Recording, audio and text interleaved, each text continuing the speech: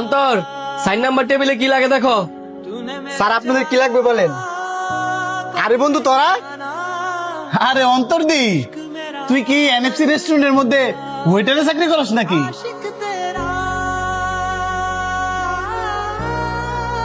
হ আমি এই রেস্টুরেন্টে ওয়েটারে চাকরি করি। এই বয়সে কেউ বেটা ওয়েটারে চাকরি করে রে?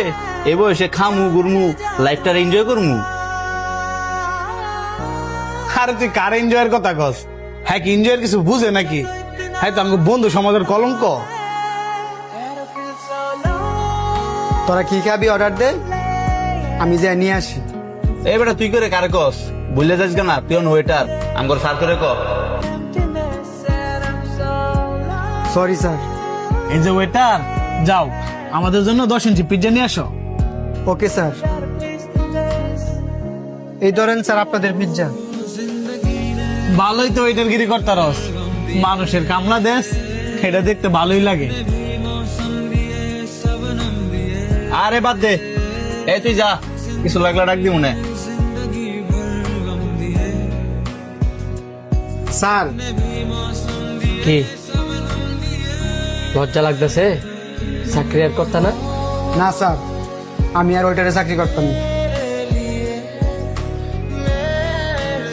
দেখো, যারা কাজের লজ্জা পায়, যারা কাজকে অপমান করে, তারা ভবিষ্যতে কিছু করতে পারে না। না করতালেন নাই, আমি স্যার কাজ করতাম না। আমার এখানে কাজ করার জন্য তোমার আমি জোর করবো না, কিন্তু একটা কথা মনে রাখবা, পুরুষ মানুষের কাজ ছাড়া কোনো গতি নাই।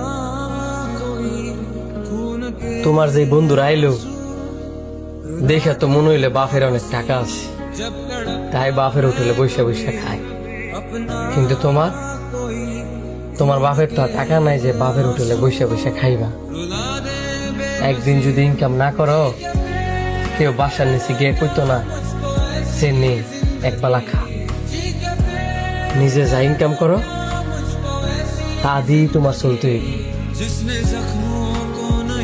বাপের ইনকামের 1 লাখ টিয়া আর নিজের পরিশ্রমের 1000 টিয়া একই সমান।